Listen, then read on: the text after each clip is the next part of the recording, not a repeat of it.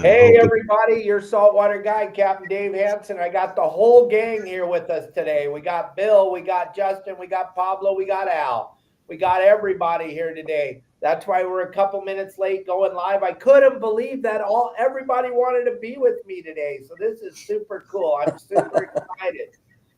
We got big news, gang. I don't know if you saw Chris Balboa's video or if you heard about it, Bill, but Chris is a big-time surf fisherman. You know, he wants to be like Bill Varney, but he was on the Newport Pier on Saturday, and it's hard to believe, but he saw and casted and ran up and down the pier like a crazed maniac, 55-degree water.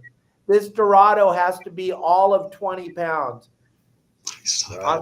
on the Newport Pier. Whoa. I saw that. And I saw that. I thought it was fake. Everybody's saying it's fake. Chris is like the most religious human being on the planet. Give back all day. He has no reason to lie. It's not going to benefit him if you guys don't believe it, or if you hey, what's up, Rylan? I don't know. You still got my mullet going? Yeah. It's starting to grow out a little bit. God, I keep freezing on there. Yeah. You're freezing, Bill? You're not freezing to us. We can see you. I'm not good. I'm freezing on my end. Must be because it's so damn cold there. Hey, it's 13. Come on. Okay, well, I got a big shout out. We're going to shout out a bunch. My nephew and my niece, Gia and Ryder, are watching us live right now. And the only thing Ryder wants to do, and I suck as a uncle, Ryder wants to go fishing so bad. So I'm hoping maybe one of you 4 booger eaters can take my nephew fishing, since I can't. I don't own the ability. So I feel horrible, Ryder, that we haven't gone fishing yet. It's you got a bad uncle. Oh my goodness. But it's Promar Ahi USA Monday, gang. We talk about Promar products on Monday, and Promar is our new sponsor for our live fishing shows with Justin out on the water. And Promar just jumped on board and grabbed his position.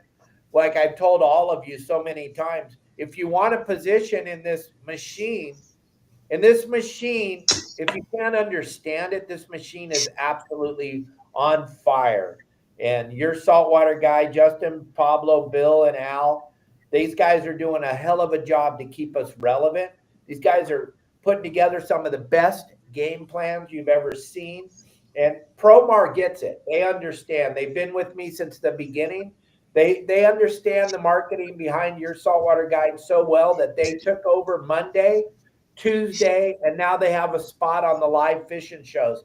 That's what you call being in 100%. Now, there's a lot of you out there that probably love to get some business. Let me just tell you, Elliot and I we've grown over 650% this year. Well, 2024. Anybody out there that's watching us, do you think we're going to be bigger or smaller next year on the 6th of January? What do you guys think, Pablo? More buku. A little bigger? A little bit bigger, maybe? Yeah. A little bit bigger? At least that much bigger. Mucho grande. Yeah, it's absolutely insane, gang. El Gordo. I can't understand. It doesn't make any sense to me. I'm still the same knucklehead I always was, but for some reason, everybody wants to watch us now. It must be because of you and Bill and Pablo, right, Al? And Justin. It's all Justin's fault. Yeah. Man, I'm looking at this weather. Holy crap. What is going on? The Santa Ana winds? Yeah. Yeah, well, the little match flickers are out in big power today. You know they're going to be flicking matches all over the place. They're going to be right, Pablo? This is when the match flickers come out of the woodwork, Mr. Fireman. That's where, this is like, I mean, it's nice to be retired. But, I mean, years and years, you're just like, oh, man, you're just usually in the mornings you're good and you get through most of the day. And then right around that, hot hour of the afternoon, and when the wind starts howling, you know something's going to pop, and it usually does. If it's not in our backyard, somebody else's backyard, and they want friends to help them put it out. So, yep, that's a lot of memories of. What's weird though is historically, a lot of October we would have crazy Santa Anas, and this year we didn't see much at all. And now it's.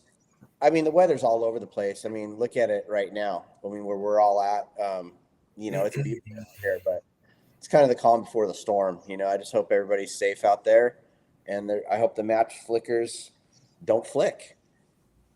They can't help it. I think every time they hear Mark Christie on the news saying that it's going to be Santa Ana's, for them, it's like watching a porno. They get so excited. They just get too excited. They're so excited they can't go get enough packs of matches, and they're out there running around flicking matches all over the place. It's pretty crazy. It doesn't make any sense. But the scary thing is we got to think about the people over at Catalina today, Avalon. It's going to be a mess over there, Justin. It's going to be crazy over there right now. Yes, it is. I actually feel sorry for Al and Pablo's neck of the woods right now. It's a little down there. Little breezy down there today, Al? No, it's flat calm here. What about Flat calm. aren't they evacuating people from beaches and stuff down there right now? I haven't watched any. I've been busy running all around. I haven't seen anything on TV today. So I heard there's the Tijuana pipe or Tijuana something. Yeah, Tijuana sloughs where all that pollution's coming in. It's all coming in, and it's all into San Diego Bay, all the way up to the Bay right now. The last 2 days, the bay's been crystal clear. It's crazy. Well, in the back, I haven't out by my marina too, which is 3/4 of the way to the front. I don't know. Yeah, I just got off the phone with Chris, Calico Chris, the guy who solved the Dorado, and he was telling me it's pretty bad right now in San Diego. I can't smell it. I can't smell it yet. Sometimes I can. I'm like 5 miles from the border. Wow. Yeah. I'm trying to look it up while y'all are talking. Yeah, it seems like a lot of times too. I mean, it's all swell dependent too. Which way is the wind blowing? Which way is the swell coming, pushing it up or down? But I mean, swells. Yeah, this time of year, we have a little teeny bit of southern hemisphere swell out there, but it's mostly west northwest stuff right now. So I can't imagine it north too hard. Pushes it back down to below the border. But dilution is the solution, man. I mean, there's lots of water in there, and I hope it doesn't get nasty levels because that's just gross. Right. But I talked to my good buddy that lives down in IB yesterday. Last night he called me, and he didn't mention nothing about it. Yeah, I haven't seen anything, but hopefully it stays south of the border. Right. Yeah, I saw it on the news this morning. They were talking about it on KTLA. That's what I stream every morning while I'm having my coffee. I watch KTLA News, Mark Christie and the gang over there, Henry DiCarlo, and they were talking about it. But that brought me back to what Wayne and Bill, you watched the show the other day with Wayne. Mm-hmm. That's kind of what's going on here in Southern California, gang. We've been using the ocean as a toilet for a very, very long time. And to think about this, and I don't want to throw about it a negative out there. This is our ocean, and this is where we get our food from, most of us. But we've been using that Pacific Ocean as a toilet for a very long time, and nobody gets it. They want to attack Bill for teaching people how to fish off the sand. They want to attack Pablo for taking people out fishing on his boat. They want to attack Justin, and they want to attack Al. They're going to take away the fish that built this industry. Whether you know this or not, gang, you're watching this show right now. We're about to lose the fish that built Southern California's fishery. None of these sport boats would have been built without this fish. None of these landings would have been built without this fish. The barred sand bass is our fish. It always has been, and they're going to take it away if we don't all show up on this meeting on the 12th of February, and we have an opportunity to all be on there. And We got to show the numbers, gang. I understand that it's rigged. I know that more than all of you. I know this whole thing's rigged, and I know, but if we don't show up and show our support for the fish that built our industry, then once they take that fish away, gang, you're not going to be able to go fishing because there's not going to be any boats to take you fishing because they take away our sand bass. Al, is there any sand bass in the bay in San Diego? Oh yeah, and there's a pretty good bite just down the beach right now. And they're trying to explain to us that this fish is extinct, which is the farthest thing from the truth. People won't listen to anybody. There's one woman running this thing up a flagpole. She's the same lady. I don't know where she got all her power, and I don't understand it. It doesn't make sense to me. But she's the lady that was able to take the sand bass, the spotted bay bass, and the calico bass from 12 inches to 14 inches, and bag possession limit from 10 to 5 on the same exact day. This is all emotionally driven. It has nothing to do with scientific studies, just like Bill and our favorite fish, the grunion. They're doing all this emotionally, gang. And this is our last stand. You don't understand, folks. If you're watching this show right now, and I hope that I see 52 people watching live on Facebook right now, across all social media, you need to wake up, share this. Whether you like the fish or not, that's regardless of the fact. This is one more thing that they're going to do to us. And it's called control. It has nothing to do with fish, period, end of story. They're taking the 5-year fish counts from all the sport boats. That's what they're using for their scientific study to see if there's any sand bass. We've been lobbing 7-inch sardines in the water to catch 14-inch sand bass for the last 10 years. It doesn't work. It doesn't work. You look at the sport boats in San Diego the last week and a half, they have anchovies for bait. They're actually catching sand bass, Bill. When they present the proper bait that the fish can actually eat, all of a sudden, lo and behold, here they are. They're catching sand bass because they have anchovies for bait. It's time to wake up, everybody. This is our last call. Like I said with Wayne the other day, it's time to quit sucking your thumb and waiting for somebody else to make it all better. We all need to show up to this meeting on the 12th of February because this is when it's going to be decided. And if no one shows up, they're going to take our sand bass. And when they do that, they're going to take it from 5 to 0. That's the number. The number is 0. I don't care if you don't like the way they taste. I don't care. That has nothing to do with because you don't know how to cook. Just because you don't know how to cook, all of a sudden Bill and I shouldn't be able to keep a sand bass. That's ridiculous. I don't even like them. I don't care what you like. I really do not care what you like. But for you to tell me what I like, now that's kind of, we would almost call that criminal, right, Bill? That's almost, what do they call that? Democrat? Liberal? Previously called totalitarianism. It's so sad. Pablo, Justin, Al, Bill, sand bass are your blood. That's your fish, guys. That is your fish. That is going to destroy your business. There's 4 guys that make their living fishing. It's going to destroy their businesses, gang. You don't understand how important the sand bass is. Oh, it's so gnarly. Who is this one person that's doing all this? Where does she live at? What's her phone number? Yeah, I'll give you all that. I don't know if I'm supposed to give that information out, but her name, I'm going to find it here in a second.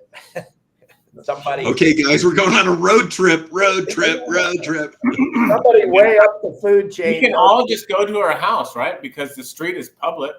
That's absolutely. Yeah, I'm down for it. A few casts in her front yard. Yeah, we'll start casting lures at her front door. Bam, bam. Yeah, we're not advocating any violence. That's for damn sure. No. We all Of need course to not. show up at this Please. meeting. It's going to be super important. I'm going to run this up the flagpole every single day. Tomorrow, my guest on the show is Michael Folks, and he's got the history of sport fishing. Him and I are going to be talking about this a lot tomorrow because he's going to show a lot of pictures of the sport fishing fleet. And we pride ourselves in Southern California of having the most bitchinest sport fishing fleet in the world. There's nothing like it anywhere on the planet. But the reason why is because of the barred sand bass. That's what built this whole fleet along the Southern California coast. That's what allowed these long range boats to do what they do. Nobody understands, I don't think, how important the bar sand bass is to our industry. Bill, you're old like me. Talk about the sand bass runs in Redondo. Oh my God. Well, the first thing is like each one of you guys could talk about all the places that you know that you've caught sand bass and that you could go to today and catch sand bass. So whether it's the artificial reef in Redondo Beach, around the harbor of Redondo, on the sand in Torrance, rocks inside Long Beach Harbor, offshore, Catalina. And then as you guys know, like probably about 12 years back, I was down in Turtle Bay and took the kayak off of my buddy's yacht there and took my rod and started fishing kind of around inside the bay there. First cast, got like a 6-pound sand bass. And I was like, shit, like I'm way down the coast.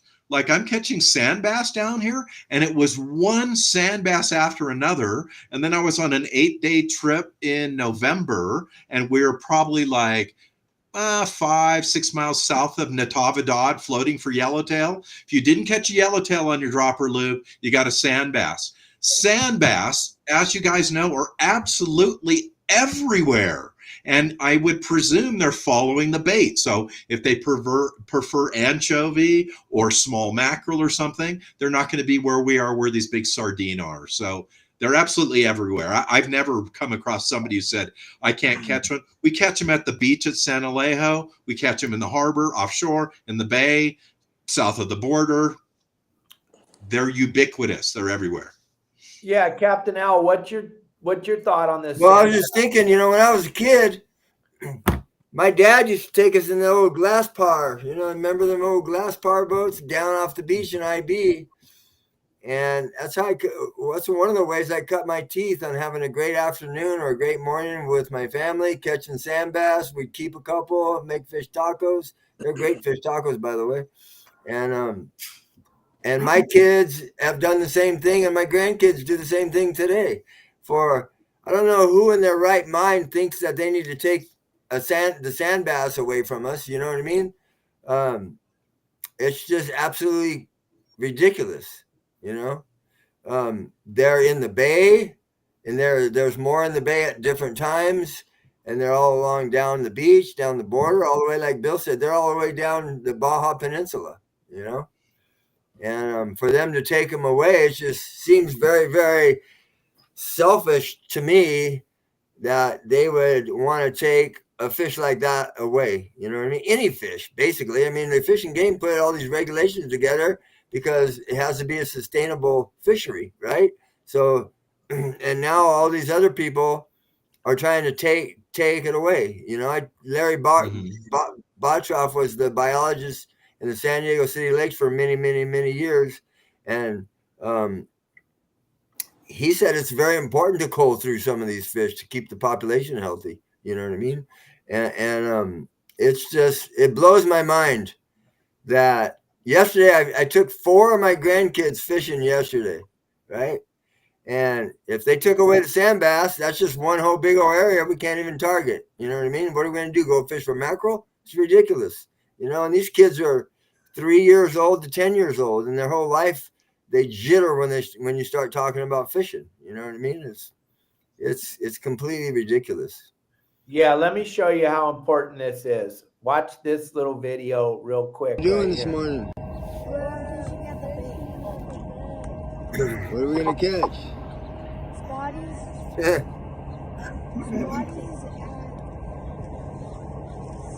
and sand bass. And we're still half asleep. And maybe Halibut? See what happens. Are you excited? Yeah.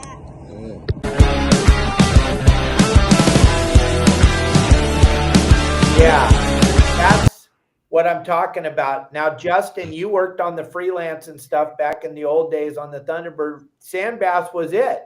If we didn't have sand bass, that's what everybody came on the boat for. Hundreds of people a day, every day. The boat carried 99. When you were a deckhand on there, there was 99 people all wanting to catch sand bass.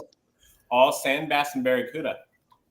And every day we would go right out to the Huntington Flats. I don't even know if they call it Huntington Flats anymore. Yep, they call it that. Huntington Flats. Meter around, you'd see them. It's out in the mud right there. As soon as you meter them, we'd anchor up, and it's wide open every single bait. The thing you don't see now is people doing that. You see no one at the Huntington Flats even looking for it anymore. So I can guarantee, though, if any of you, I challenge everyone watching that has a boat, go to Huntington Flats, meter around. Once you start marking fish, and I think it's around 60 to 70 feet of water right there. Once you start marking fish, anchor up on it, throw some, you don't even need live squid, frozen, thawed out squid at the bottom with like a half-ounce sliding sinker or squid strips to the bottom, and watch what you catch. I guarantee you're going to catch sand bass, a whole bunch of them. Probably. Right. As a charter guy, it's not about losing the sand bass because of money. That's part of it. But it's about all the education and the experience that these kids will be missing in their young age, and they'll be stuck to computers more because they can't even go freaking fishing. All this computer stuff, and then you have wood shop, metal shop, or anything in school, and they're cramping all this down and making all these kids a bunch of computer kids, man. I'll take my grandkids out of school to take them fishing if I get away with it, because it's so educational. They need to know all the conservation as far as fishing and hunting and all that kind of stuff. It makes a person whole. That's how I grew up. I knew more about the outdoors than I did a book. That's for darn sure. Yeah. I want to know, Fish and Wildlife. I don't want to put anyone down, but I'm going to do it. Fish and Wildlife are supposed to be, protecting the wildlife and getting our back at the same time. Where are they at? Are they trying to shut it down so they have no jobs? Like, what's really going on here? I don't know, I'm going to get pissed off about this whole thing, but it's all a bunch of BS is all it is. It's all political. All those Fish and Wildlife officers, you don't want a job, goodbye. See ya. Get out of here. Get lost. Let's get someone real that wants to be in that position. Protect our wildlife, get the poachers, so on and so on, but don't close down stuff. Or if you have, let's write more tickets if that's the issue. Come on, man. Like, wake up. Wake the hell up. Yeah, and hey, back to the spotted bay bass. That chick that got the spotted bay bass dropped from 14 to 12. I've been fishing that bay my whole life. We caught like a bunch of them yesterday. None of them were 14 inches. They have not grown. It has done nothing. Nothing, absolutely nothing. Absolutely. And of course, those spotted bay bass, they're very slow growing. They're super slow growing. The things that they eat, they eat like sidewinder crabs, limpets, moss. They eat all this stuff that doesn't allow them to grow like a tuna or other fish that eat finfish or clam beds and all this stuff. So, and then Justin, like you are exactly right about this whole Fish and Game Commission, because they're the ones that make the rules. Fish and Game, Fish and Wildlife is one enforces it. So we can't blame them. It's Fish and Game Commission. And so what they did was exactly what you said, Justin. They said, okay, we're managing the resource, which totally we're with. Makes a lot of sense. So we have a limit and a size, and those over time should be adjusted per science based on whether it's working or it's not working. But what they've done now is they've done a layering. So they've said, okay, here's these limits we have. And now we have a closure on top of it. And now we have a reduction in the limit on top of it. I'll give you a really good example. Point Conception's a really good example. So they said, this is public property, but we're going to buy it, which they did through the Nature Conservancy, and make it private property. so off limits. Then we're going to put an MPA there 3 miles offshore. So the land is off limits. The 3 miles offshore is off limits by however many miles long. And now they're going to lay the Chumash National Sanctuary on top of that. It's got a triple layer of laws basically on top of it. So Justin, if you went out and you petitioned the Department of Fish and Game Commission and you said to them, I want to change the limit or reduce this, or let's say just make it open to surfers and anglers, they would have to remove 3 separate layers of federal law and state law in order to make it available. That will never happen. And that is exactly why they're layering it like this. And so what they're doing now with the sand bass is another layer on top of the rules and regulations that they already have. Yeah, that's crazy. I was scanning through my phone. I can't find it, which is a bummer. But there was an article that came out on how many spotted bay bass in San Diego Bay per square mile, and it was thousands of them. Thousands of fish in that bay. The thing is also about this whole sand bass thing, they can't predict how many bass are here because they're migratorial fish. Exactly. Come on now, wake up, everyone, wake up. They migrate. The ones that are here are just the ones that are here. But there's a huge section of them all the way down in the Cabo that come up here every single year, and we don't target them anymore. And we have those, like Dave said, those giant freaking sardines. You start using anchovies or squid, you're going to catch them. Yeah, Exactly. the biggest thing is this whole thing is about control, whether you all believe it or not. And like Al summed it up perfect, we're not here complaining that we're not going to make any money because they've already made it. So we're not allowed to catch anything that we can fillet and make money on anyway anymore. They took care of that. They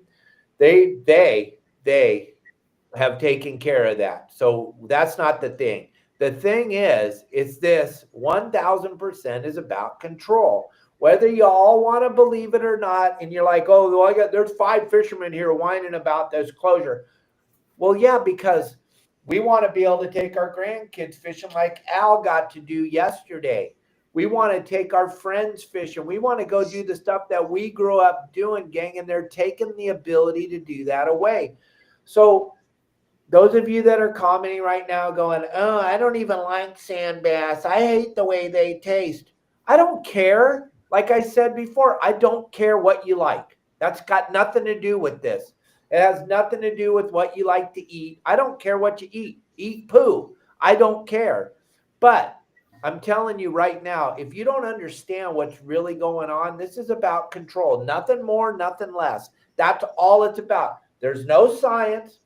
Because if you link back, Bill and Al, when we were kids, they did science. They used real science, and they set the limit on calico bass and sand bass and spotted bay bass at 12 inches because that fish will spawn 4 times in their lifespan to 12 inches.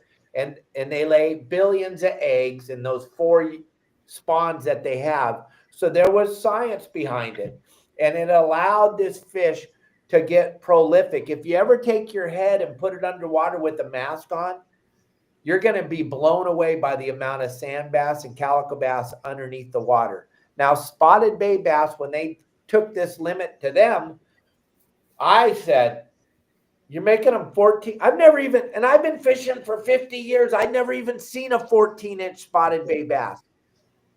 I didn't even know they existed. I mean, that's like the most unbelievable thing. You told us that they were all under the same amount of pressure on the same day. This told you that it wasn't real. And then people say, oh, well, the calico bass fishing is way better now than it was. No, it's not. It's just because you learned how to fish a little bit better now than exactly. when we Exactly. We can make calico bass 1,000 pounds, and if you suck at fishing, you're still not going to catch them. It doesn't matter. And all of you that are posting this garbage going, calico bass should all be. That's what you think, but don't put your crap on me. Don't tell me. I love calico bass. They taste like fish to me. I think they're great to eat. They're fun to catch. They're always in a beautiful place. But stop helping them close. All of you that are fishermen that think this is good, you're out of your ever-loving mind. Because it's just, when the sand bass is gone, you're not going to be able to afford to go fishing anymore because there aren't going to be any boats to take you fishing, gang. But enough of that. We spent half the show talking about that. We went down this big old rabbit hole. Right. And I want to talk about what you Really? guys are seeing. I want you to see this little video. Justin had a group on his boat night before last. They didn't want to go live, but look at the lobsters are crawling. Check this little video out. Justin just counting the lobsters on the back of his boat, throwing them in the hoop net.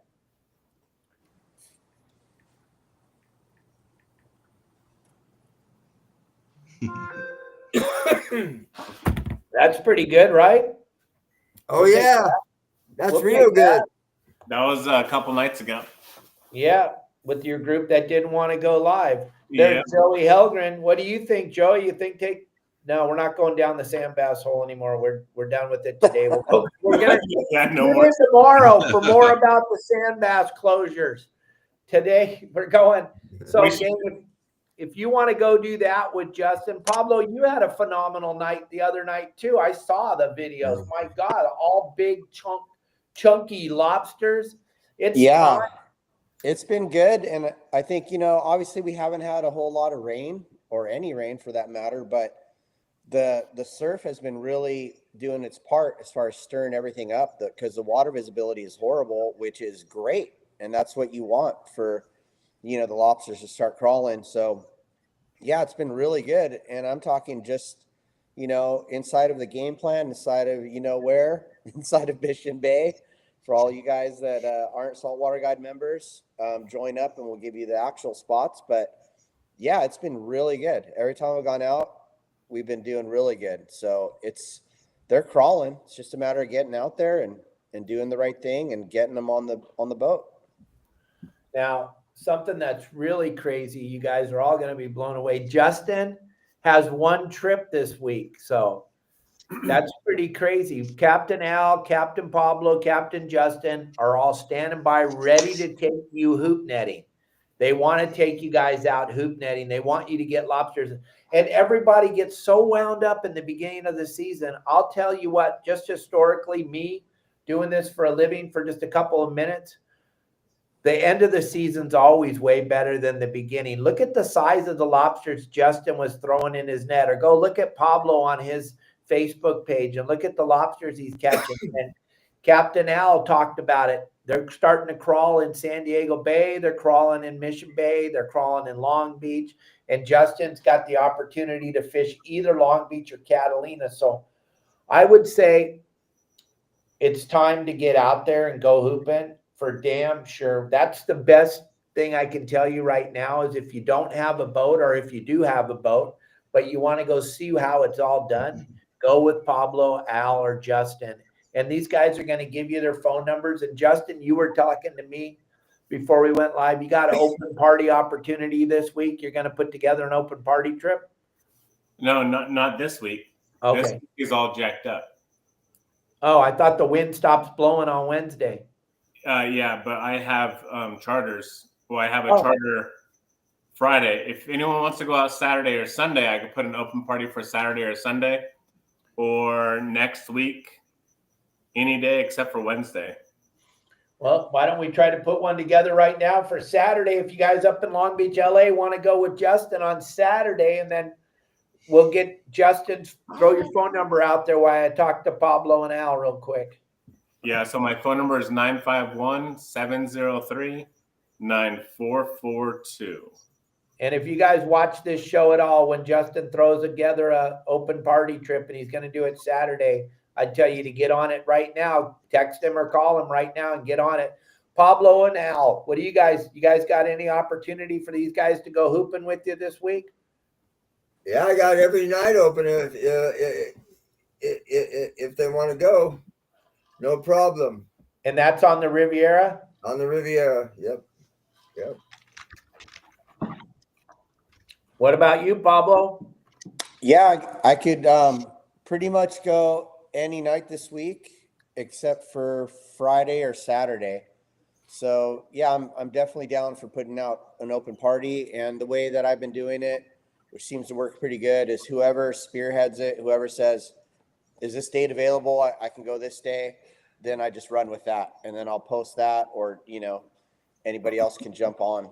But yeah, it's been really good. I'd love to get people out there.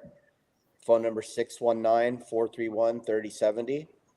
And like Captain Dave says, I mean, I think it's good the whole season. You just got to find them crawling and figure out what time the crawl is and be patient and do the right thing. But yeah, historically, absolutely. It's kind of like anything. Everybody's gun ho. I mean, never go the first night of the season. I almost don't want to go first night of season anymore because it's so crazy out there with everybody in a floating bathtub is out there trying to get them. But I mean, you go out any night, and towards the end of the season, it's always good. They start getting really active. They start getting attracted to each other, so they really start crawling. And typically, we'll have some weather by then. So yeah, it's just going to be good from here on out for sure. And the cool thing about right now is there's nobody out there. You can fish all the juice without having a bunch of people around you. So yeah. I just threw Captain Al's QR code and his phone number up on the screen, but Al's going to give you his number too. And look at the same thing with Al, Pablo, or Justin.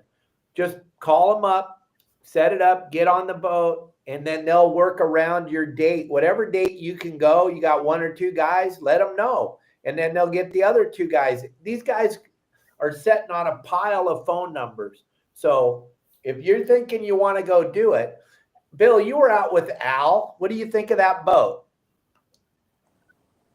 Oh, the Riviera is an absolutely beautiful boat. And if you just want to see how well the sand bass population is doing, just go out with Al after dark. I mean, we must have caught 20, 30 sand bass. We actually caught some really big calico bass too, which I was kind of surprised about inside the San Diego harbor there.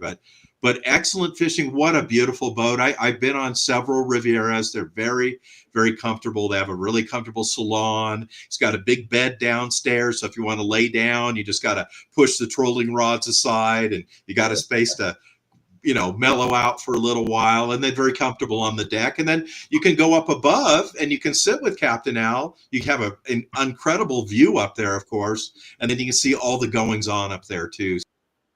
So I'm really surprised that Al is not, every single day of the week, because his ability and the equipment that you have, Captain Al, not only, fishing rods and bait and all that, but just the boat itself and the beautiful marina, the easy parking. I mean, you park like 50 feet from the gate. So Get out there, do it. It's great stuff. Yeah. And not only that boat, but I put that Stringari back in service too. The back bay skimming across that shallow water. I've been working all week on dialing everything in, and not that it's not dialed in, but fine tooth combing everything, and so whether they want to go fishing, the best trip for a meat hunt right now is a 3/4 day or a full day down to the islands.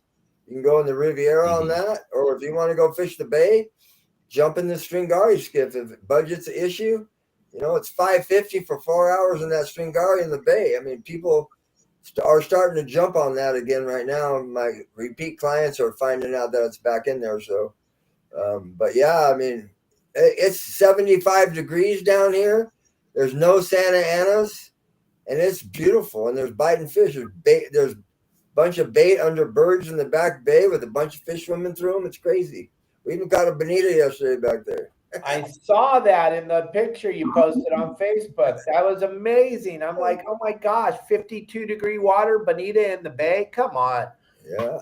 And you were on Let's Talk Hookup on Saturday morning, and I shared that across all social media. They were pretty impressed. The amount of their viewership went up. I know I don't really bring anything to the show, but their viewership went up about 250% when we shared it across our social media. So. Right. That was fun. I've been doing that for many years, But there's Pablo's QR code. I had Al's QR code up there. You guys can go back and rewatch the show and see these guys' QR code.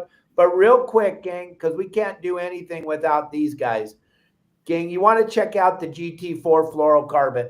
A QR code's up there on the screen. I covered up Justin's face, but you're going to see Justin.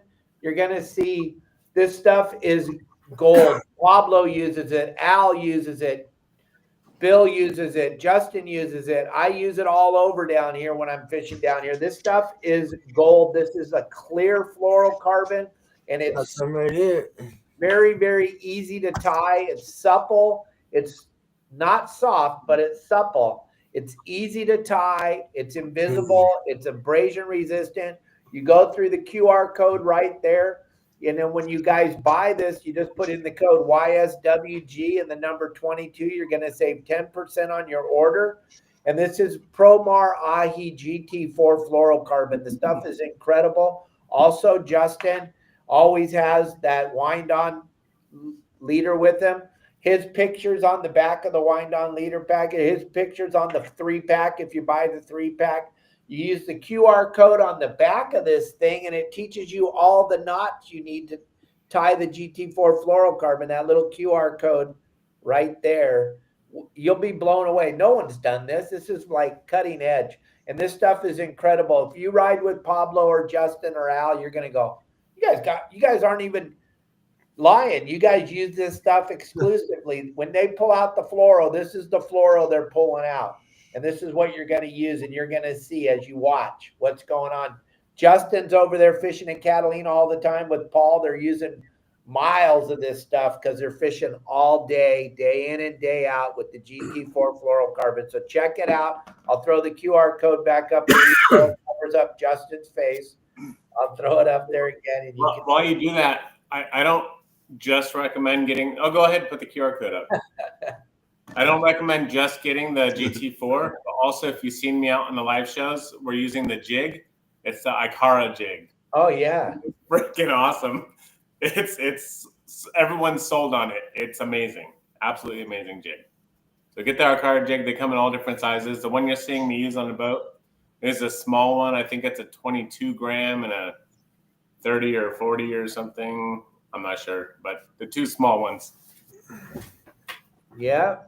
That Ikara jig is like money. We've got to watch you live catching fish on the dock there when they first came out with that. And wherever you went, just like the other day, you were out there fishing in Catalina. We were watching it full speed. Here's that picture I'm talking about with Justin in it and the wind-on leaders and the GT4 fluorocarbon. The stuff is so good, but the Ikara jig is a phenomenal lure. You guys got to check that out too. When you go over to Promar, you're just going to be blown away by all the products they have that you're using on a daily basis anyway. So check it all out. Make sure you go to PromarAhiUSA.com and check out all their products. We'll throw the QR code up one more time before the end of the show. I also wanted to just put this out there. I don't know if it's appropriate to post or not, but Darren was my deckhand the other day. Thank you, Darren. And he made a video. He filmed it. I made a video of how to set the hook. And really, it was just we were messing around, just being funny, you know. So yeah, maybe one day everyone will see. It's a really funny video. Oh, they're gonna see it next week. It's in the rotation. We got it on the rotation. Me and Elliot got it poised to go back out this weekend. Or next week, excuse me. So it'll be good. Bill, what do you hear about the surf? I know that today's not surf fishing day like Wednesday is, but what's going on now that the swell's gone? You know, I turn my heater down. You know, I came on today not to step on you guys, but to talk a little bit about surf fishing because, God, it's crazy. So over the past, seems like forever, but few weeks on our weekly game plan, we have talked about how these conditions have been at the beach. It has been so, you know, it's been glassy.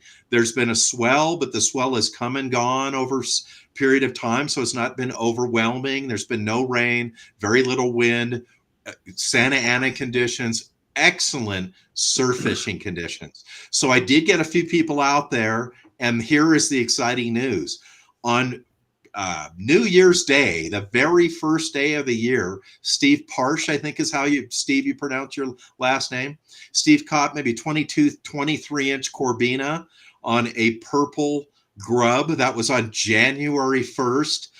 Corbina, not known as a January fish. A couple of days later, one of our group, Shane, sent me an email, told me that he caught 2 Corbina along the Newport Jetty zone, from Newport Jetties to the wedge in that zone in there. Caught a couple Corbina in there, then had another report of one up in Hermosa Beach yesterday. So Corbina fishing already has gotten good. All of those fish have been caught on grubs or gulp baits. So that's obviously what the Corbina are looking for. We've got this great weather coming up. We've got this Santa Ana condition going on now. We're really not sure if it's going to be stronger or weaker on Wednesday. So surf fishing has been really, really good. So I just wanted to come on and let everybody know, get out there and do it. And then if you really want to be dialed in, definitely get dialed into these weekly game plans, whether it's me, Pablo, Justin, Al, Dave, whoever's game plan you're watching, that's what's going to get you out on the water and make you successful down there. And then the other thing, Dave, I wanted to mention is I wanted to see if everybody got their newsletter. We've begun the Saltwater Guide monthly newsletter, where we're just going to talk about a little bit about fishing, some fishing tips on there, a little bit of information. Everybody's going to want to get that, whether you're part of Saltwater Guide or not, really get you clued in on what we're working on and what's coming up. If you'd like to sign up for that, if you're not currently getting it, just go to the front page of your Saltwater Guide, little box will pop up. You just put your email address in there. That's all we need. We're not going to be spamming you for other stuff that you don't need. We only send you emails about stuff that we use, tips and things like that. And then this week, Justin, whether he knew it or not, on the newsletter that just came out, has got his 10 top tips on lobster fishing. And if you're not going to just jump on the boat with Justin, at least look at those tips so you're doing the right thing when you're out in your kayak or your own private boat. So excited about that. Oh yeah, the newsletter is insane. It's you put it together so beautifully. You can tell Dave Hansen had nothing to do with it. Hey, I want you to see something. Al just sent me a picture of something, Bill. Look at this. This is what Al does. Look at. There's the extinct sand bass. Al, what are you doing? You caught them all. Come on, They man. are. That's the back of that Riviera, gang. And yeah, that's what's going on, gang. There's no reason to put your rods and reels away. There's no reason to not go because it's a little cold. I mean, we're all complaining on the West Coast right now because the weather gets down in the 40s at night, and during the day it's in the 70s, or maybe it'll get down into the high 50s. But Bill, what's the temperature where you're at right now? It's warmed up today. It's up to 13 today. So looking to get out in the yard, work on my tan a little bit, do a little gardening. Okay, this is what it looks like. Oh, holy moly. There you go. You can have that. Thank you. Look at all that white sand. There's 5 feet of snow on the ground already. So there's a lot of snow. I'd have me a snowmobile standing all around back there. Yeah, we have some snowball fights that are epic. That looks pretty. But we're working hard out here. Where you guys, there's no rain in California. So this is what's kind of funny. So in California, there's at least 35 million people there. And it's not raining, so it's not making any water. Well, all 6 million of us here in Colorado, we're working day and night for you so that you guys have plenty of fresh water. So there's nothing to worry about. We have about 8 feet on the ground now. We're expecting probably another 32 feet of snow, and that's going to melt and make it all of it on its way to California. So you're welcome. Thank you, Bill. Thank you very, very much. We appreciate it. Can you Maybe our lovely governor will make a bullet train to Colorado too, huh? Yeah. Really? Push some of that water down here to Cabo. We could use it. I pay $45 a week for water. Wow. Wow. There's You no know, water we here. have a what where we live at 10,000 feet, and where we live, we have wells up here. I joke that my bedroom's at 10,100 feet because I have to go up 14 stairs to my bedroom. But so we have a well, and so it has a pump, and it pumps it to the house, and it's right outside, and it's about 80 feet deep, and we have tons of water. So I lived my whole life in California before I moved to Colorado, and my kids pointed out that when I brush my teeth, I don't turn the water off, so I'm wasting all this water in California. You don't want to waste any water. So I move here, and I go to brush my teeth, I turn the water off, I turn it on a little bit, I turned off. One day I'm sitting there thinking to myself, my front yard is the well, my backyard is my septic field. So I'm actually just, if I leave the water on, I'm only just taking it from the front yard to the backyard. So we have plenty of water. It's making its way to you. Don't worry about it. You'll be fine. Thank you, Bill. So Pablo, that's where that taste comes from, huh? It goes from to the back where the septic is, and then it comes to us. Got it. Exactly. Yeah. Exactly. Once again, you're welcome. In high school, there used to be a, it was like scrolled in the bathroom where I went to high school, and it said, "Flush twice. It's a long way to the cafeteria." Oh my God. Pablo, everybody watching right now, the Santa Ana's, what as a fireman for so long, what would you suggest the safest thing for these people to do? Because the flickers are coming. So as a fireman, we're just going to give you a little bit of fireman knowledge for this Santa Ana winds, because it's going to be really bad tomorrow. I mean, it's bad today, but they're calling 50, 60 knots of wind is what I saw on the news for tomorrow. Yeah, and it's, typically in the mountain passes and, places like that where it funnels in, that's going to be the strongest areas. But yeah, I mean, what can you do? I mean, as far as prevention and safety is always be ready to go. I mean, if you're in a high fire warning area, you have to be ready to go. It's not the time to be packing up and getting the animals ready and all that when it hits. You got to be ready to go. You got to pre-plan. Pre-planning is the main key to safety there, because once it's on, you just want to get out of there. I mean, you grab your animals, your valuables, and just get out of there, because the worst thing for fire departments to have to deal with is evacuations, because they're trying to get in to save your property, save the area as much as they can. But when people get in the way, that kind of hinders everything. It hinders the fire engines from getting in there. So the main thing is just, if there's evacuation, just get out of there, be safe and be smart. Wow, that is very, very good information. Like Pablo said, make sure you're ready, because it can happen like that. And pay attention to what's going on. Keep your phone on. Nowadays, with all the alerts that come through your phone, you can get a little bit of knowledge a little bit sooner. And I said this for years and years when I was running sport boats and we'd have the Santa Anas. I would tell my deckhands, start looking on the horizon on the hills and stuff, because the flickers are out there. They're flicking matches. They get so fired up. It's like a sand bass or a barracuda or a yellowtail when it's spawning time. When the Santa Ana start, that's spawning time for the flickers, and they get so excited, and it gets very, very gnarly, very, very fast, and they're looking for problems. They're trying to start problems.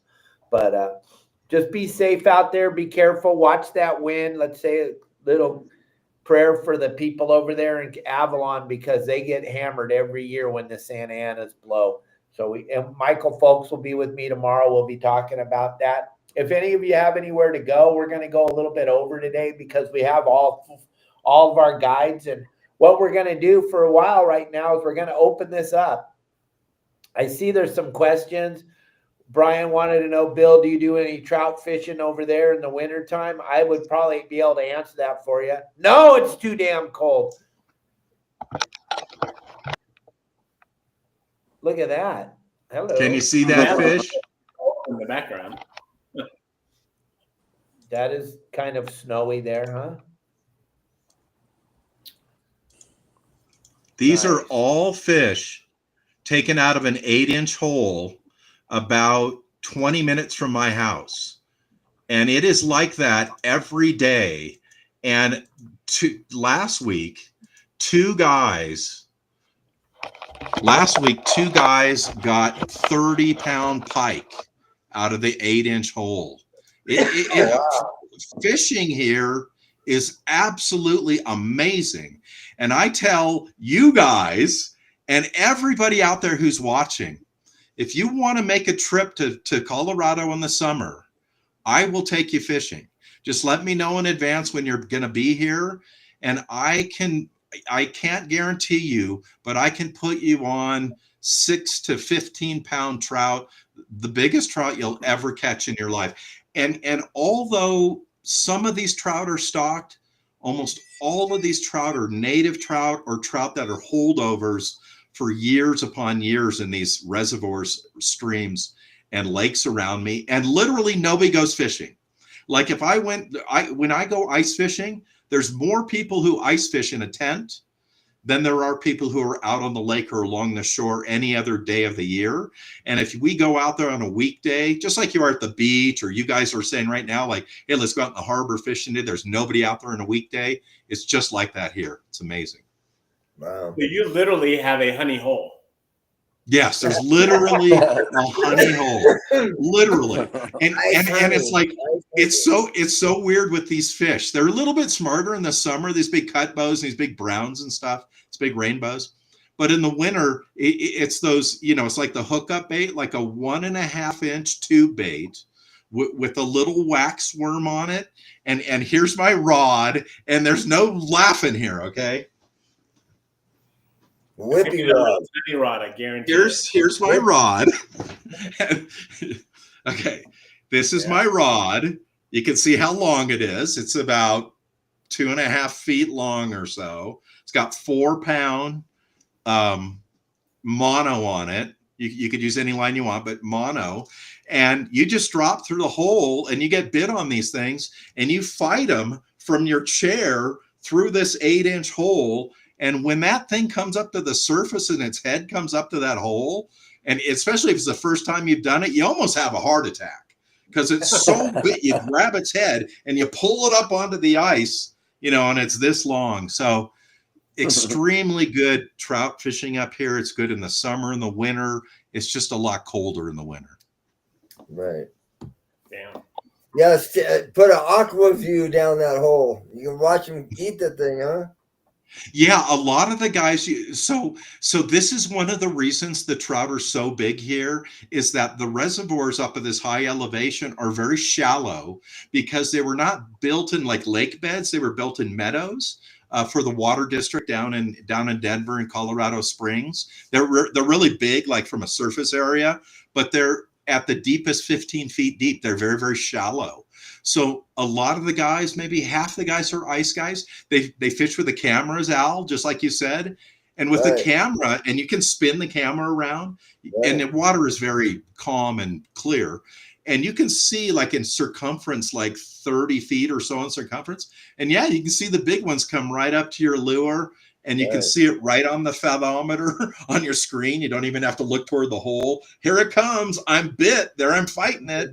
So it's really quite an amazing fishery. I must say, it really is amazing. And delicious fish. Oh my gosh. The meat is pink as a salmon. Wow. Damn. You won't have to worry about me doing it. You guys can have at it going. Way too damn cold.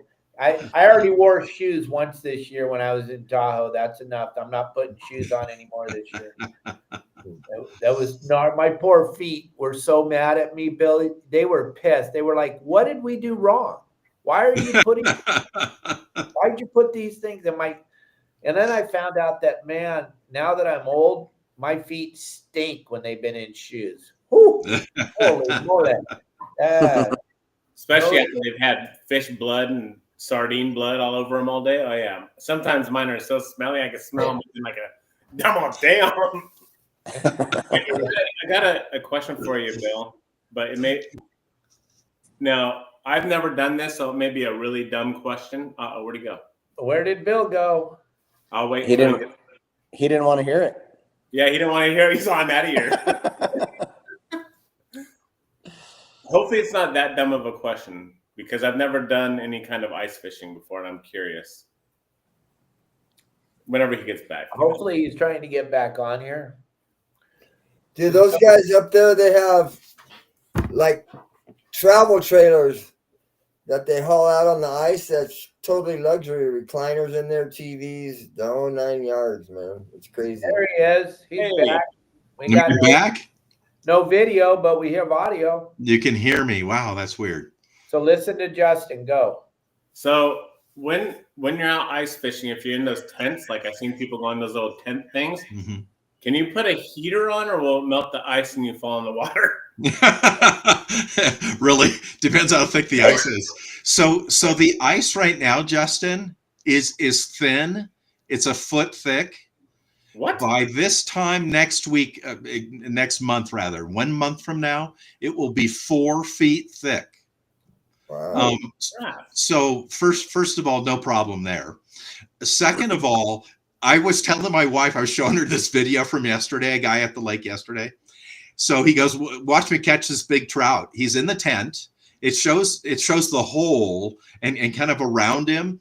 He's got the stereo. He's got a heater on each side of him. They're sitting in literally like those recliner camping chairs. They have their big cups of coffee next to them. The guy didn't even come out of the chair to fight the fish. The fish was probably 7-8 pound rainbow. He pans over to the guy fighting the fish. It's his dad. He's like 78 years old. He must have like slid him out on the ice.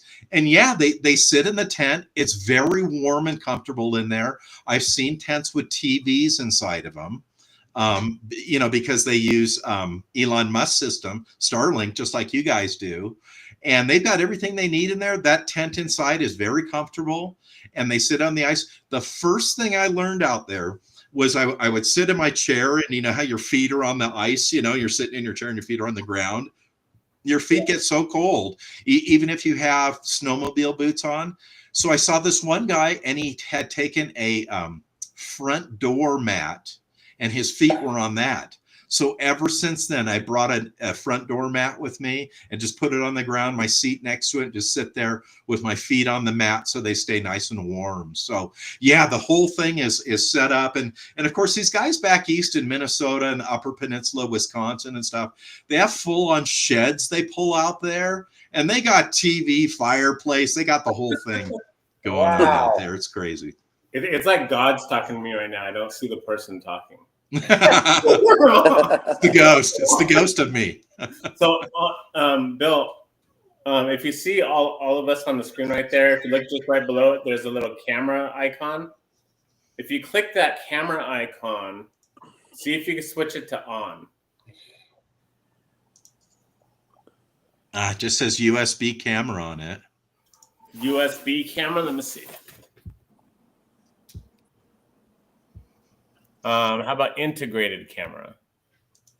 Yeah, it just gives me the option of it. Just says USB camera. Oh, let me spin it again and see if I come on. Try to log off and then log right back on. See if that resets. So, but yeah, that'd be kind of cool to get some warm. Hey, you want to come and tell everyone what we just did? Well, we just went to go hunt.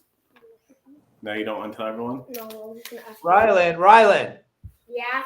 what are you doing? What do you mean you're being shy right now? What's wrong with you? You need to go back to school? No. This is way more fun than school. If you don't talk to us right now, we're going to send you to school. What'd you just do right now? We went out hunting for foxes. Oh, wow. Are those good to eat? I don't know. We were gonna try, huh? Yeah. What did we see instead of foxes? Gotta say it again. We saw deer instead. No way. How many? 5. Wow. Oh my gosh. Oh my gosh. That's rad. That's pretty cool. That's, So we shot 4 of them. No, I'm just kidding. It's not. All right. He's running away. bye, Rylan. You don't have to go to school today. It's okay. You could. So Daniel over at Real Quick Fishing says he could see Bill. That's pretty amazing because we couldn't. Can any of the other people see Bill? I can't see him. I couldn't. Can't see him either. He's not even on here. I don't even see him at all anymore. Maybe No, Daniel's he's not over on at- there. I'm looking right now on the live. He's not. Maybe Daniel's over at Bill's house. Maybe that's Oh, how yeah, maybe. that doesn't count. But Pablo, let everybody know how they can get a hold of you again. We got to get these guys out there fishing, guys. We need these guys to be out fishing. I just got a report from one of our good members, wide open white sea bass last night at Catalina. So I'm going to give that information to Justin. He's going to know right where to go. Are you going live on Wednesday if the weather calms down, or if you can get out there? I think you can get out there just fine. Throw a sail up. It'll sail you right over there. I don't know about the ride. Yeah, it looks like it's gonna be pretty crappy, but I mean, I'll try it. I don't think Paul will appreciate it, but Yeah, last time you took him, you scared the hell out of him. yeah, he's like, I've got to turn around. And Justin's all, I can't turn around. It's so gnarly. You I couldn't. know. It was really bad. Really bad. Paul's like, what do you mean you can't turn around? I can't turn around. 12 o'clock, 20-mile-an-hour winds. Cool. Let's go. On Wednesday? Yeah. 5 foot at 6 seconds. That's cool. We're good. Yeah, that's a fun ride. I think Fun ride. Justin will be at home on Wednesday. What about Thursday? Are you fishing Thursday? I can actually switch him to Thursday. Okay, so Bill's live over on YouTube having a show all by himself right now. That's good. Perfect. All right, Bill. Bill is live. What the heck? See what Devo just said? Bill's live over Hold on, I on want to YouTube. see this. Let me go over there. All right, Bill. Far out. That's good. The commercial. I want to see this because Pablo and Al, let everybody know. First, Al, go. No, We he's got to get not. you guys out there. My phone number is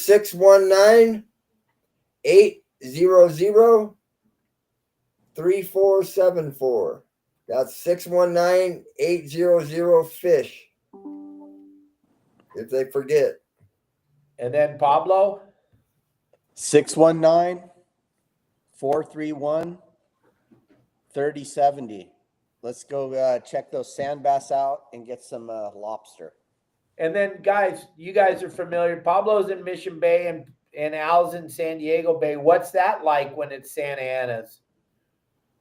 Oh, it really- could be pretty bad, but right now Yeah. I'm in National City, a half a mile from the bay, and the palm trees are flat palm. The Santa Ana hasn't reached us here yet. And It really sometimes depends. it doesn't reach us. Yeah, exactly. Sometimes it just, by the time it gets to us, it just makes it super glassy and nice. Just Right. really depends on where the event's coming from, but that's typically how it is. Once in a while we get the strong ones, but it's pretty uncommon for it to just rip down here. But Right. when it does, obviously. But Let right me see now, what's going on out here. I'll look at it right that's now. mainly up here, though. Those Santa Anas are mainly up here. Okay. So, Yeah. And then everybody, don't forget, if you want to win $100, if you're an adult, you can win $100 if you're wearing one of my shirts or one of my hats and you post a picture on any social media platform and you tag with the hashtag your saltwater guide on any platform. It doesn't matter. Tag with the hashtag your saltwater guide and a picture of you with a fish. And then we're doing another one for any children.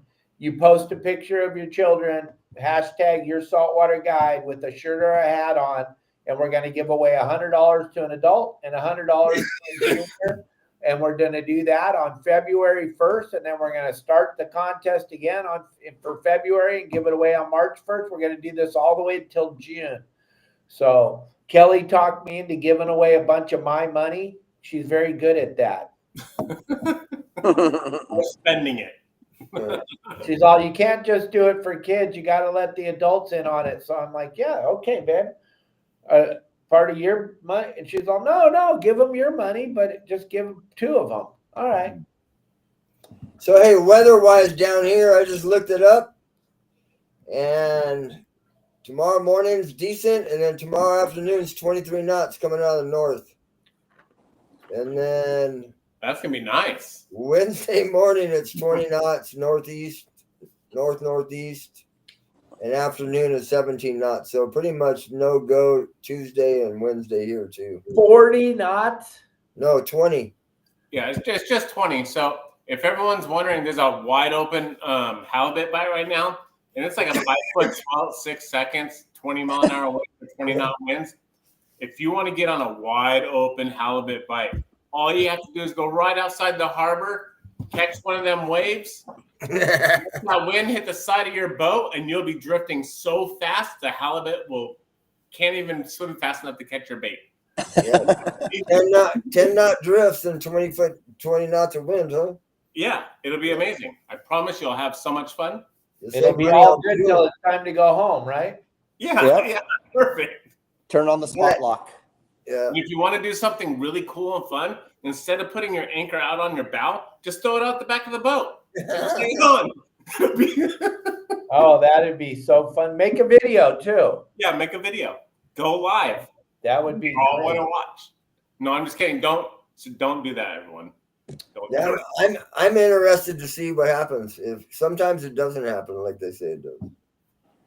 Yeah, like I talk a lot on the game plans. If they're saying the wind's going to blow, I'd rather be at home and it be flat, glassy, calm than be out there when they're telling you it's going to blow and then it does blow.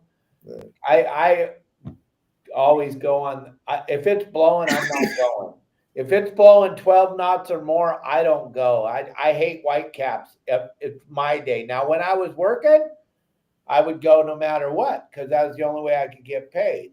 And especially when you got out of town guests paying for flights and all that other stuff, they get a little pissed off. yeah, you got to take them out there and show them how crappy it is, right? Yep, and then charge them for doing it because otherwise you'd be at your house having coffee. Right. But they don't want to. People don't believe us. I've had so many people over the last 7 years on this website. You wouldn't even believe this, Pablo. I tell them, don't go. It's blowing like crazy. Don't go. Stay home. Do something else. Pull weeds. Do some honeydews. Paint your car. Whatever. Don't go fishing tomorrow. Then they go out there and they call me up that afternoon. They go, oh my gosh, Dave, it was so rough. Why did you go? I told you not to go. Do you think I get paid extra if you stay home? I don't get it. That's pretty dang funny. It is really funny. It's just like all the people that we try to help, tell them where to go. And then at the end of the day, they call us up and tell us they didn't catch anything. And then we ask them, well, did you go there? And they're like, well, no, we were on our way there. And then we saw a couple boats and we decided to go fish by those boats. That's a great video that John Stanley posted this morning, right? I love Did that you one. see that, Justin and Pablo? Yeah. Did you That guys? was awesome. And Al, it was incredible. John Stanley's hooked up to a yellowtail, and you see this boat just going. Life doesn't matter anymore. He's going as fast as he can, right for John Stanley. I commented, did he have a paintball gun? It's pretty bad nowadays. You know, there's been many a times where there's a boat hooked up close to me, or there's a bunch of boats, and we're not bit yet, and I'm still on the hunt. And the clients are like, "Hey man, over there, man." I'm like, "Hey man, we're going this way. We're not going over there until the last hour if we have to." Oh yeah, that would be one of my favorite things when they come up in the bridge and say, "Hey Cap, can I borrow your binoculars?" I'm all, not if you're going to look at that boat over there. Right. And they're like, Oh, and I go, yeah, the guy's hooked up. I saw him get bit. I watched him cast the bait. He's bit on a sardine. I watched the fish boil on his bait. You know what would be really cool, you guys? And they're like, what? I go, if we were hooked up, why don't you all help me look for fish instead of looking at that pretty blue boat over there? Right? It's amazing how many people want to watch other people catch fish. It just blows my mind. You could stay home and watch inside sport fishing and watch all the fish you want get caught. Just got to believe you're going to find them. And I just keep an ear out for that CH500 and start making a little racket. As soon as it makes a little racket, then they switch gears and say, hey, man, I'm glad we didn't go over there. Right. Well, gang, if you got any more questions, we're all sitting here waiting for your questions. I guess Bill's trying to figure out how to get back online. Well, I don't think he's going to make it back with us. Might be the temperature's too goddamn cold back Yeah, there. froze the waves. Right? At Catalina, I was working up towards the west end, like from Stony Point up north, for lobsters recently, for the all lobster season so far. And this is just a story I'm going to tell. And every day I went out, it seemed like more and more boats were going into like the areas. And I was like, dang. And I would have to have multiple plans because at the first about 5 or 6 days that I went out, I wouldn't even have to have a plan B. No one would be there, so on and so on. So I'd go to one place, I'd do good, next place do good, next place do good. But recently, within the last month, there's been sport boats there. There's been other 6-pack charter boats there. Everyone's mom's following them, all their buddies and friends.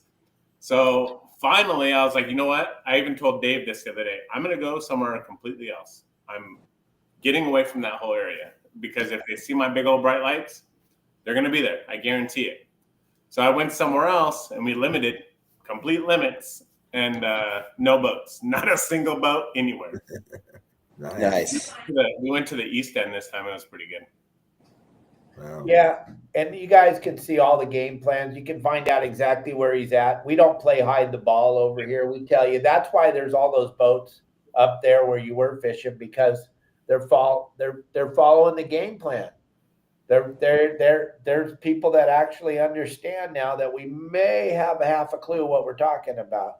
And so they're jumping on. I mean, there's a couple charter boats that call Justin all the time and ask him and then share the information with everybody. It is what it is, gang, but we have more than one spot. That's the cool thing about your saltwater guy. We have lots of areas. We do not need to follow other boats. Yep. And when you go with Pablo or Al down there in Mission Bay or in San Diego Bay, those guys have those areas so dialed in. There's a pretty good chance you're not going to see any boats until they start catching. And Pablo and Al will tell you, shh, try not to get too excited when we pull the hoop net up and it's full of lobsters because there's boats and people standing around that. When they hear that hooping and hollering, they come a running, baby, because they're not fishing for fish or lobsters. They're fishing for boats and people. Yeah, I turned the deck lights off and turned the blue lights on the deck on so they can't see what the hell is going on, but we can still see. Right. Yep. It's crazy out there, gang. There's a lot of no etiquette, but tomorrow's going to be a phenomenal show. If you guys are like me and Al and Pablo and Justin, we all grew up watching Michael Folks' show, Inside Sport Fishing. It was like the coolest thing on Fox Sports West. We couldn't wait to see the next episode week after week. And Michael will be with us tomorrow. Him and I will be hanging out talking about the great show that he has now, the history of sport fishing, the 12-part docuseries. We'll be talking in depth about this sand bass closure, all the history of sport fishing in Southern California and around the world. He pretty much covered around the world on this docuseries. If you have not seen it yet, the history of sport fishing is pretty spectacular. So get your notepads together and figure out what questions you want to ask him because we're going to open it up to questions and we'll take as many questions as we can. You guys get to talk to Michael tomorrow, which is going to be pretty fun. Kind of like the other day when you had him on your VIP meeting, right, Justin? That felt pretty cool to have Michael listening to you, huh? Yeah, it was really cool.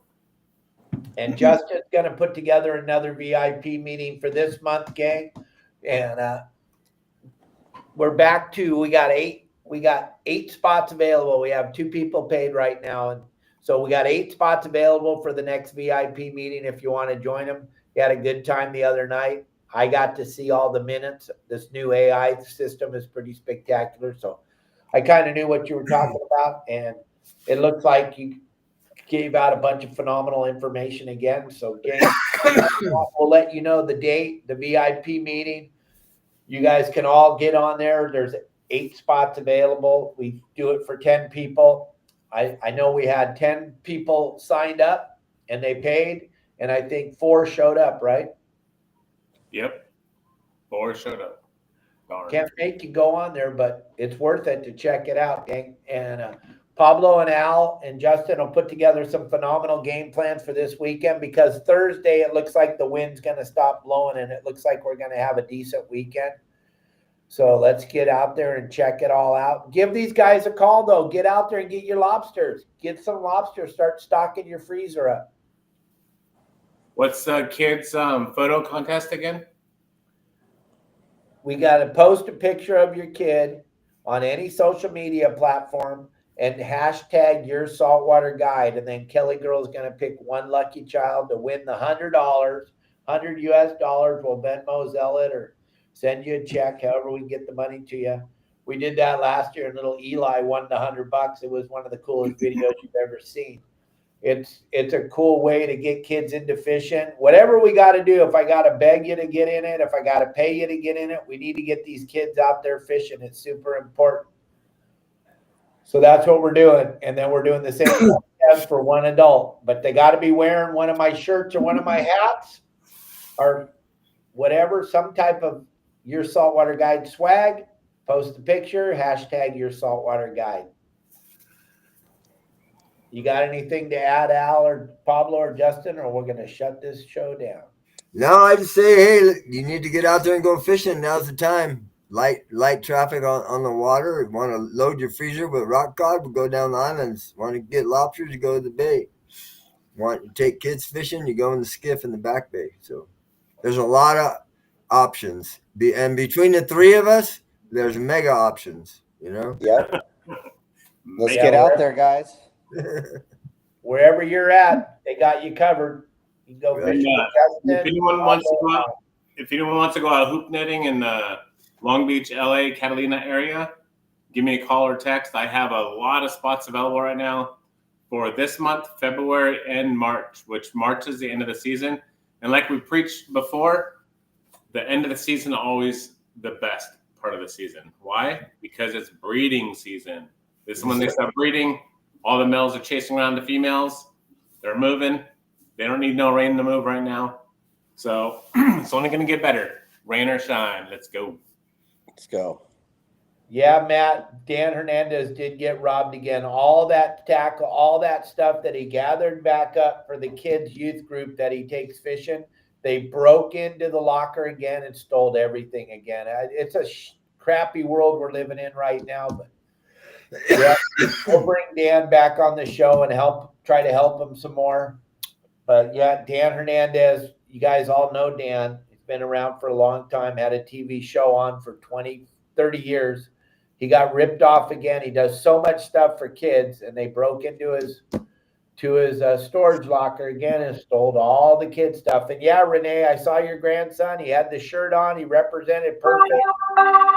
Right now, he looks like he's the winner because no one else is participating. So maybe we'll shut the contest down now, and you can just give him the $100. No, I'm just kidding. But, I think with Dan Hernandez and stuff, I think it's all that area, like that Long Beach, LA area. It's getting bad out there. I didn't mention this to anyone, but the other day when I got off the lobster trip, went to my car and Bob was my deckhand. And I looked in the back of my truck, and there was a rolled up, like bag, sleeping bag or whatever it is, blanket. And then it started moving. I'm like, what the hell is this? And a homeless person was sleeping in the back of my freaking truck. Talking about I had to cool myself down because I was livid. It's crazy. Sleeping right Hey, back. you didn't feed them? Come on, man. You got to give them a little food, wake them up slowly. You don't want to know what my actual plan was, but yeah. That's crazy. Yeah, absolutely crazy. Got to be packing nowadays wherever you go. And gang, everybody, shout out to my nephew and my niece. Big shout out to Ryder and Gia. Thank you for watching the show today, Ryder and Gia. And I'm going to hopefully get Al or Justin or Pablo to take you fishing since your Uncle Dave won't take you fishing. He's never been fishing. Can you believe that? Hey, where's he live at? He lives in, oh my gosh, out by Riverside out there. I can't. Right.